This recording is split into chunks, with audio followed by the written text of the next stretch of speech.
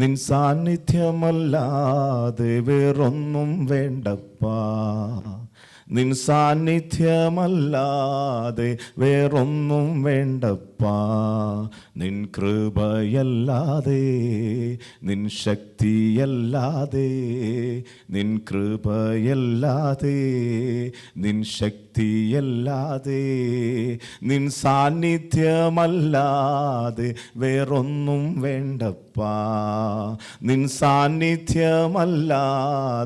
വേറൊന്നും വേണ്ടപ്പാ. കഷ്ടതയിലും ദുഃഖവേളകളിലും ഞാൻ നിന്നെയല്ലാതെ വേറൊന്നും തേടില്ല. കഷ്ടതയിലും ദുഃഖവേളകളിലും ഞാൻ നിന്നെയല്ലാതെ വേറൊന്നും തേടില്ല. നീ എൻ്റെ സർവവും എൻ്റെ സമ്പത്തും, നീ എൻ്റെ സർവവും എൻ്റെ സമ്പത്തും, നിൻ സാന്നിധ്യമല്ലാതെ വേറൊന്നും വേണ്ടപ്പാ, നിൻ സാന്നിധ്യമല്ലാതെ വേറൊന്നും വേണ്ടപ്പാ. കർത്താവിൻ്റെ പരിശുദ്ധ നാമം വാഴ്ത്തപ്പെടുമാറാകട്ടെ. ഈ സഭയെ നയിക്കുവാൻ ദൈവത്താൽ തിരഞ്ഞെടുക്കപ്പെട്ട് ഇവിടെ ആക്കി വെച്ചിരിക്കുന്ന ബഹുമാന്യ ദൈവദാസൻ ഡിങ്കു പാസ്റ്റർ, ബാംഗ്ലൂരിൽ നിന്ന് കടന്നു വന്ന പാസ്റ്റർ ഇ ജെ ജോൺസൺ, സ്നേഹനിധികളായ എല്ലാ ദൈവമക്കൾക്കും വേഗം വരുന്ന കർത്താവായ യേശു ക്രിസ്തുവിന്റെ നിസ്തുല്യ നാമത്തിൽ എൻ്റെ സ്നേഹവും വന്ദനവും അറിയിക്കുന്നു. Pastor Tinku Thompson, whom God has chosen here, and also Pastor E J Johnson from Bangalore, I praise God. I greet you all in the blessed name of our Lord and Savior Jesus Christ. എനിക്ക് പരിചിതമായ ഒത്തിരി മുഖങ്ങളുണ്ട്, അവരെല്ലാം ഓർത്ത് ഞാൻ കർത്താവിന് സ്തോത്രം ചെയ്യുന്നു. എൻ്റെ ജ്യേഷ്ഠൻ, മൂത്ത ജ്യേഷ്ഠൻ പ്രിയ റെൻജാൻ ന്യൂയോർക്കിൽ നിന്ന്, അദ്ദേഹത്തോട് ഒരുമിച്ച് ദൈവസന്നിധിയിലായിരിക്കാൻ ലഭിച്ച അവസരത്തിനായിട്ട് ഞാൻ ദൈവത്തിന് സ്തോത്രം ചെയ്യുന്നു. There are many people who are familiar to me, especially my elder brother from he is from New York. I praise God for him too. ഈ സഭയിൽ അനേക പ്രാവശ്യം കടന്നു വന്ന ദൈവവചനം സംസാരിച്ചിട്ടുണ്ടെങ്കിലും ഈ ഹാളിൽ ആദ്യമായിട്ടാണ് ഞാൻ കടന്നു വരുന്നത്. 7 വർഷങ്ങൾക്ക് മുൻപാണ് ഞാൻ കടന്നു വന്ന് അവസാനമായിട്ട് വന്നത്. And it's been many times I've been to this church, but I'm coming to this hall for the first time. 7 years back was the last time I came. അവസാനമായിട്ട് ഞാൻ കടന്നു വന്ന സമയത്ത് ഞാൻ ശ്രൂഷിച്ച വചനം ഇപ്പോഴും എൻ്റെ ഓർമ്മയിലുണ്ട്. പെട്ടകം പർവ്വതത്തിൽ, അറാറാത്ത് പർവ്വതത്തിൽ ഉറച്ചു എന്ന വിഷയമാണ് സഭയോടുള്ള ബന്ധത്തിൽ നിന്ന് സംസാരിച്ചത്. And I still remember the last message which I have spoken, the ark, it rested on the Mount Ararat. That was my last scripture portion. വളരെ പെട്ടെന്ന് ദൈവാത്മാവ് എനിക്ക് തന്ന ഒരു ദൂതിലേക്ക് കടക്കുവാൻ ആഗ്രഹിക്കുന്നു. ഇയ്യോബിന്റെ പുസ്തകം 42-ാം അധ്യായം അതിൻ്റെ 1-2 വാക്യങ്ങൾ. Book of job chapter 42 verse 1 and 2. ഇയ്യോബിന്റെ പുസ്തകം 42-ാം അധ്യായം അതിന്റെ 1-2 വാക്യങ്ങൾ. അതിന് ഇയ്യോബ് യഹോവയോട് ഉത്തരം പറഞ്ഞത്, നിനക്ക് സകലവും കഴിയുമെന്നും നിന്റെ ഉദ്ദേശമൊന്നും അസാധ്യമല്ലെന്നും ഞാൻ അറിയുന്നു. And Job chapter 42 verse 1 and 2. Then Job replied to the Lord, I know that you can do all things. No purpose of yours can be thwarted. വളരെ താഴ്ചയിൽ കിടന്ന ഒരു മനുഷ്യൻ, and Job, who was in a very lowly state, ഇനി ഉയരുവാൻ ഒരു സാധ്യതയും മുൻപിൽ കാണാത്ത ഒരു മനുഷ്യൻ, and there was no chance like he would rise again. പക്ഷേ അവൻ ദൈവസന്നിധിയിൽ പറയാണ്, ദൈവമേ നിനക്ക് സകലതും കഴിയും. But this man of God is saying, God, everything is possible for you. നിന്റെ ഉദ്ദേശം ഒന്നും അസാധ്യമാവുകയില്ല. None of your plans can be wasted or will go into waste. ഇന്ന് പകൽക്കാലം ഏതെങ്കിലും വിഷയത്തിൽ താണിരിക്കുന്നെങ്കിൽ, and if you are in the lowly state in any of your needs, ഇനി ഉയരാൻ ഒരു സാധ്യതയും മുൻപിൽ കാണാതെ ഇരിക്കുന്നെങ്കിൽ, or you are seeing no hope in any circumstance, ഇരിക്കുന്ന ദൈവസന്നിധി എന്ന ബോധ്യമുണ്ടെങ്കിൽ, and if you are aware like you are sitting in the presence of God, ദൈവം ആരാണെന്ന തിരിച്ചറിവ് നമുക്കുണ്ടെങ്കിൽ, and if you know who your God is, ഇന്ന് പകൽക്കാലം തിരിച്ചു പറ, എൻ്റെ ദൈവം നിനക്ക് സകലതും കഴിയും. and now you have to say again, like God, with you everything is possible. നീ എന്നെ കുറിച്ച് എന്ത് ഉദ്ദേശിക്കുന്നു അതിന് അസാധ്യതയൊന്നും വെളിപ്പെടാനില്ല.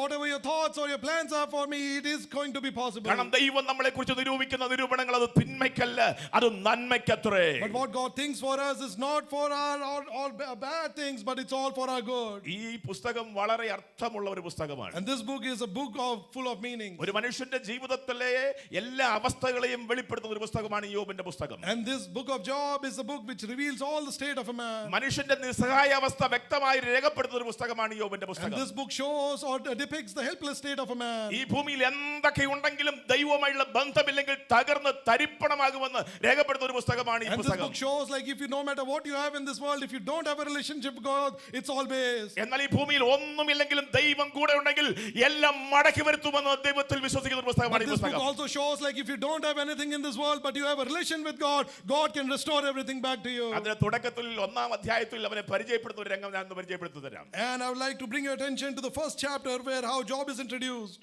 അവിടെ കൊടുത്തിരിക്കുന്ന ഊസ് ദേശത്ത് ഇയ്യോബ് എന്ന പേരുള്ള ഒരു മനുഷ്യൻ ഉണ്ടായിരുന്നു. And here is written like this: in the land of Uz there was a man named Job. അവൻ നിഷ്കളങ്കനും നേരുള്ളവനും ദൈവഭക്തനും ദോഷം വിട്ടകലുന്നവനുമായിരുന്നു. This man was blameless and upright. He feared God and shunned evil. പരിശുദ്ധാത്മാവ് രേഖപ്പെടുത്തുകയാണ് അവൻ നിഷ്കളങ്കനാണ്, നേരുള്ളവനാണ്, ദോഷം വിട്ടകലുന്നവനാണ്, ദൈവഭയമുള്ളവനാണ്. And Holy Spirit is making to write this like this man was blameless and upright. He feared God and shunned evil. പിന്നീട് അവന്റെ ഭൗതിക അവസ്ഥകളെ കുറിച്ച് പിന്നീട് പറയുകയാണ്. And after that all his riches or wealth he has in this world, that is being mentioned. 7000 ആട് അവനുണ്ടായിരുന്നു, 3000 ഒട്ടകം ഉണ്ടായിരുന്നു, 500 ഏർകാള ഉണ്ടായിരുന്നു, 500 പെൺകഴുത ഉണ്ടായിരുന്നു. And he had lot of like 7000 folks of a lamb, he had camels, he had lot of animals for in his household. 10 തലമുറ അവനുണ്ടായിരുന്നു. And he had 10 children also. ദൈവത്തിന്റെ ആത്മാവ് രേഖപ്പെടുത്തിയ രംഗം നിങ്ങൾ ഒന്ന് വായിച്ചു നോക്കിയോ? And you have to just go through what the picture is portrayed by the Holy Spirit here. നമ്മൾ ചിന്തിക്കുന്ന നേർവിപരീതമാണ് ദൈവത്തിന്റെ ചിന്തകൾ. And we'll all think like why is all this mentioned and why is it just to show here? നമ്മളാണെങ്കിൽ ഒരുവനെ പരിചയപ്പെടുത്തുന്നത് 7000 ആടാണ് ആദ്യം പറയുന്നത്, 3000 ഒട്ടകം ആദ്യം പറയും, 500 ഏർകാളയുടെ ഉടമസ്ഥനാന്ന് പറയും, 500 പെൺകിടയുടെ ഉടമസ്ഥനാന്ന് പറയും, 10 തലമുറയുള്ള അനുഗ്രഹിക്കപ്പെട്ടവരാന്ന് പറയും. And if we had to introduce, we'll say this man has 7000 sheep, he has so many camels, and he has 10 children, he has so many things. That's the way we would introduce someone. എന്നാൽ കേൾക്കണമേ ദൈവത്തിന്റെ മക്കളെ, ദൈവം പരിചയപ്പെടുത്തുന്നത് നിന്റെ ഭൗതിക മണ്ഡലത്തിന്റെ ബലത്തിലല്ല, ദൈവമായുള്ള ബന്ധത്തിന്റെ ബലത്തിലാണ്. But that's not how God introduces. God introduces you on the basis of what your relation is with God, not on the basis of what you have in this world. ഒരു ദൈവ പൈതൽ ലോകത്ത് തിരിച്ചറിയേണ്ടത് അവൻ ഇവിടെയുള്ള ഭൗതിക മണ്ഡലത്തിന്റെ അടിസ്ഥാനത്തിലല്ല, അവനും ദൈവവുമായുള്ള ബന്ധത്തിന്റെ അടിസ്ഥാനത്തിലായിരിക്കണം. And a man of God, a child of God should be known by the relation which he has with God, not with the wealth he has. അതുകൊണ്ടാണ് ദൈവം തുടക്കത്തിൽ പറഞ്ഞത് അവൻ നേരുള്ളവനാണ്, നിഷ്കളങ്കനാണ്, ദോഷം വിട്ടകലുന്നവനാണ്, ദൈവ ഭയമുള്ളവനാണ്.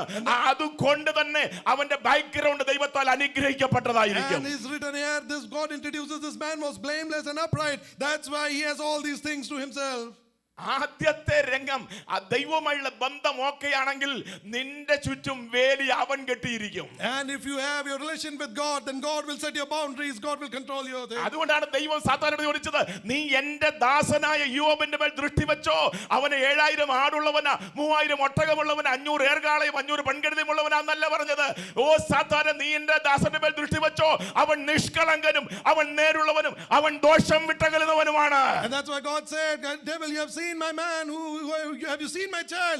God didn't say he has 7000 this, 7000 that, but instead God says, have you seen my child? He's a blameless man, he walks in my ways. അതുകൊണ്ട് തന്നെ കേൾക്കുന്ന ദൈവമക്കളെ ഞാൻ ആത്മാവിൽ വിളിച്ചു പറഞ്ഞിട്ട് പോകട്ടെ, ആ ദൈവവുമായുള്ള ബന്ധം നേരെയാക്കിക്കോ. നിന്നെ തൊടാൻ ഒരു ദുഷ്ടനെയും ദൈവം അനുവദിക്കത്തില്ല.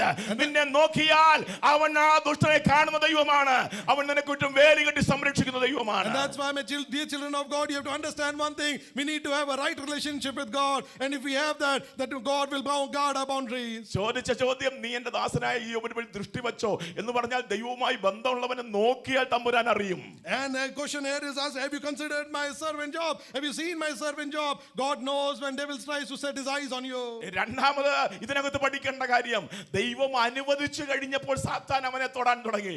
സാത്താൻ തൊട്ടാൽ, സാത്താൻ കേറിയാൽ ഒരു ഭവനത്തിന്റെ അവസ്ഥ എന്തായി തീരുമെന്ന്, ഒരു കുടുംബത്തിന്റെ അവസ്ഥ എന്തായി തീരുമെന്ന്, ഒരു മനുഷ്യന്റെ അവസ്ഥ എന്തായി തീരുമെന്ന് ഈ പുസ്തകം വ്യക്തമായി നമ്മളെ പഠിപ്പിക്കുകയാണ്. And then we see Satan was able to touch Job just because God allowed, and this book shows like if Satan touches your family, what will be the condition there? ദൈവം അനുവദിച്ചിട്ട് ദൈവം വേലി പൊളിച്ചു കൊടുത്ത് സാത്താൻ അകത്തു കയറിയപ്പോൾ സാത്താൻ അവന്റെ തലമുറയെ തൊട്ടു. 10 തലമുറകളും നഷ്ടമായി. സാത്താൻ അവന്റെ ഭൗതിക നന്മകളെ ഓരോന്നായി തൊട്ടു. അവന്റെ ഭൗതിക നന്മകൾ മുഴുവൻ നഷ്ടമായി. സാത്താൻ അവന്റെ ശരീരത്തെ തൊട്ടു.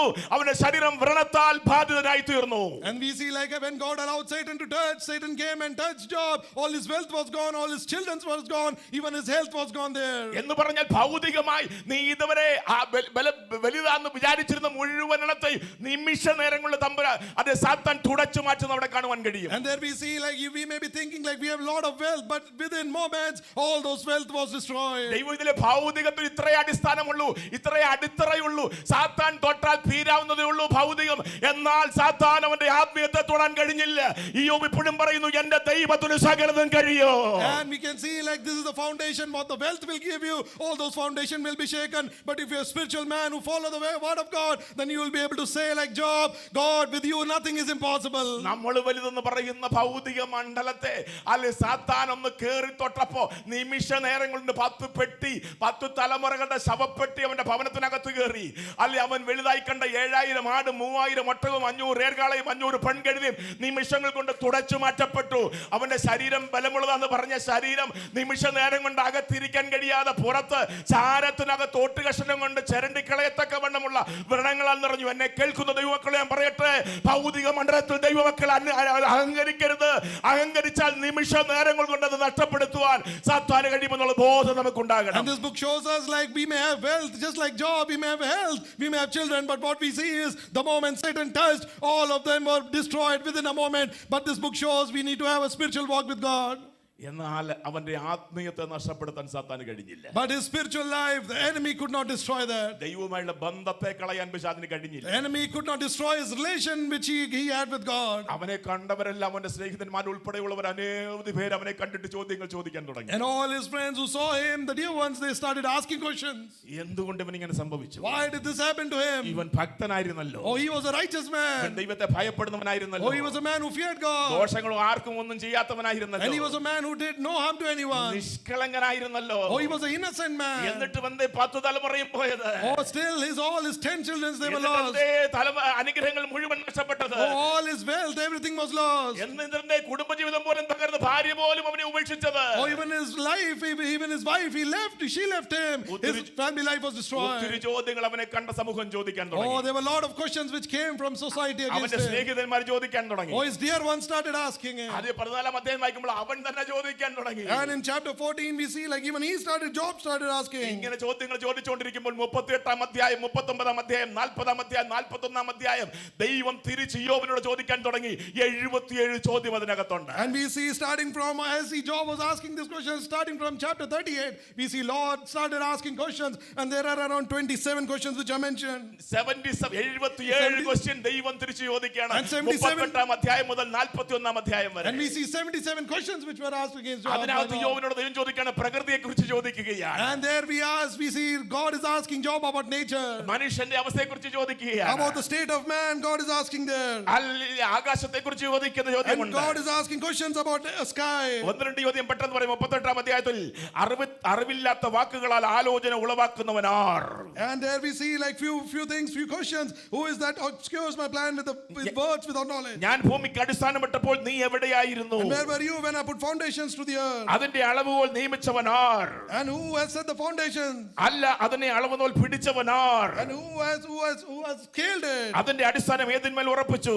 And where is the foundation of that? ഇങ്ങനെ 77 ക്വസ്റ്റ്യൻ ദൈവം യോബിനോട് തിരിച്ചു ചോദിച്ചപ്പോ, and there we see 77 questions which Lord started asking starting from chapter 38. ഈ ചോദ്യങ്ങൾക്കെല്ലാം ഉത്തരം ചോദിക്കുന്നവനാണ് യോബിന് മനസ്സിലായി. And all these questions when Job understood like God is the one who can only answer. ഭൂമിക്ക് അടിസ്ഥാനമിട്ടവൻ ആരാന്ന് ചോദിച്ചപ്പോൾ അവന് മനസ്സിലായി ചോദിക്കുന്നവനാണ് അടിസ്ഥാനമിട്ടത്. And as God was putting this question, who put the foundation to the earth, Job understood like it's God only who put. ഇതിന് അളവുകൾ പിടിച്ചവൻ ആരാന്ന് ചോദിച്ചപ്പോൾ ചോദ്യം കേട്ടവൻ മനസ്സിലായി ഈ ചോദിച്ചവൻ തന്നെയാണ് ഇതിന്റെ എല്ലാം അടിസ്ഥാനം. And God asked like who scaled it, and Job was able to understand it's the God who will be able to scale it. മനുഷ്യന്റെ ജീവന്റെ അടിസ്ഥാനം ആരാണെന്ന് ചോദിച്ചപ്പോൾ അതിന്റെ ഉത്തരം ചോദിച്ചവൻ തന്നെയാണെന്ന് ഈ യോബിന് മനസ്സിലായി. When the question came against like what is the foundation of man's life, Job understood it's God only. It's God is the foundation. 38 മുതൽ 41 അധ്യായം വരെ 77 ചോദ്യങ്ങൾ നിമിഷങ്ങൾക്കുള്ളിൽ ചോദിച്ചു കഴിഞ്ഞപ്പോ ഈ യോബിന് മനസ്സിലായി എന്റെ ചോദ്യങ്ങൾക്ക് പ്രസക്തിയില്ല, എന്നെ കാണുന്നവരുടെ ചോദ്യങ്ങൾക്ക് പ്രസക്തിയില്ല,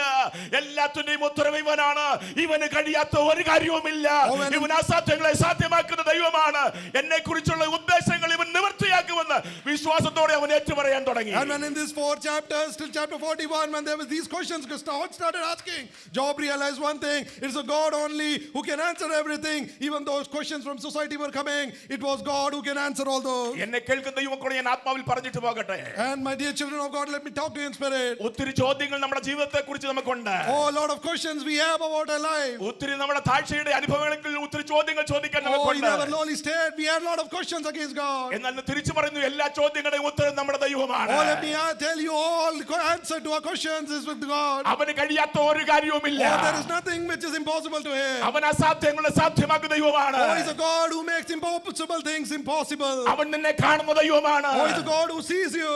അവൻ നിന്നെ അറിയുന്ന Oh, he's ദൈവമാണ്. a God who knows you. നീ ഇപ്പോൾ എവിടെ ആയിരിക്കുന്നു അവൻ അറിയാം. Oh, God knows where you are. നിന്റെ ക്ഷീണം അവൻ അറിയാം. And God knows everything about you. നിന്റെ താഴ്ച അവൻ അറിയാം. Oh, he knows your lowly നീ state. കരയുന്ന വിഷയം അവൻ Oh, അറിയാം. God knows the circumstance about which you're അവൻ crying. അറിയാത്ത ഒരു കാര്യവും നിന്റെ Oh, there is ജീവിതത്തിലില്ല. nothing hidden from God. അവന് സകലതും കഴിയും. Oh, everything is possible to him. അതുകൊണ്ട് പറഞ്ഞാൽ എന്റെ വിഷയത്തിന് സകലതും Oh, കഴിയുന്ന can we ഒരുവൻ. all speak out like everything is possible with my അവൻ God? അസാധ്യമായി Oh, ഒന്നുമില്ല. there is nothing impossible to അവൻ him. ഇന്നലെയും ഇന്നും എന്നും അനന്യനായ Oh, he's the ദൈവമാണ്. same God yesterday, today, അവൻ even എന്റെ tomorrow. ദൈവമാണ്. Oh, he is my God.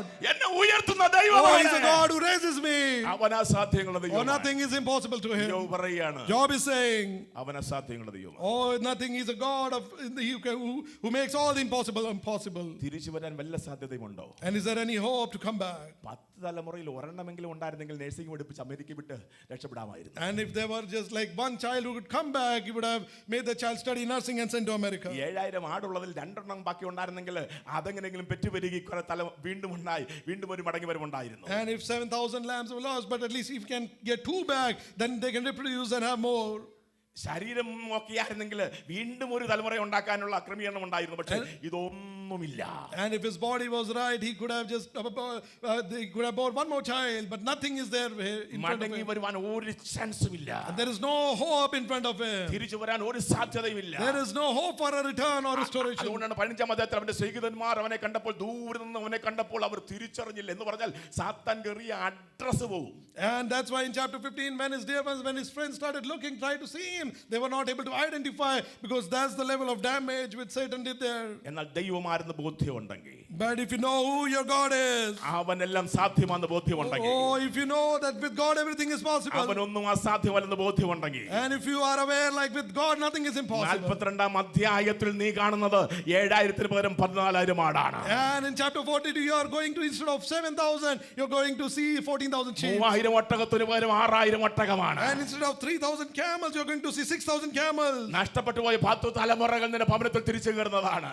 And your 10 children who were lost, you're going to be returned back. നമ്മുടെ ദൈവത്തിന് അസാധ്യമാണ്. And nothing is impossible for my ഒരു God. വാക്കുകൂടെ സഭയോട് പറഞ്ഞിട്ട് പോകട്ടെ. Let me tell you one more word. സെരുബാബേലിനോട് പറയുകയാണ്, And to Zerubbabel, this question, സൈന്യത്താലല്ല, or not with your might, ശക്തിയാലല്ല, or not with your strength. ഇതിന്റെ എല്ലാം പിൻപിൽ ദൈവത്തിന്റെ Oh, ആത്മാവാണ്. it's all the Spirit of God which is behind everything. എന്റെ കുടുംബത്തിനോട് പറയട്ടെ, And let me tell you as my family, നിന്റെ ഭവനത്തിനകത്ത് ഉയർച്ച സൈന്യത്താലല്ല, and your family rises not with the power of the or your നിന്റെ might, തലമുറയുടെ വിടുതൽ സൈന്യത്താലല്ല, and the deliverance of your children was not with might or with some army, ശക്തിയാലല്ല, not with any strength. ഇതിന്റെ പിൻപിൽ പ്രവർത്തിക്കാൻ ഒരു ദൈവമുണ്ട്. Oh, there's a God who's working behind ആ this. ദൈവത്തിനൊന്നും അസാധ്യമല്ല. Oh, with that God nothing is impossible. എനിക്കറിയാം സമയം മുൻപോട്ട് പോയി. I know time has moved ahead. കർത്താവിന്റെ ദാസൻ 2 ശുശ്രൂഷ കഴിഞ്ഞിട്ടാണ് അദ്ദേഹം ഇവിടെ വന്നിരിക്കുന്നത്. And after 2 services he's come here, man of God. സമയങ്ങളിൽ കർത്താവിന്റെ ദാസൻ And the next time, the time which is ahead of us, it will be done.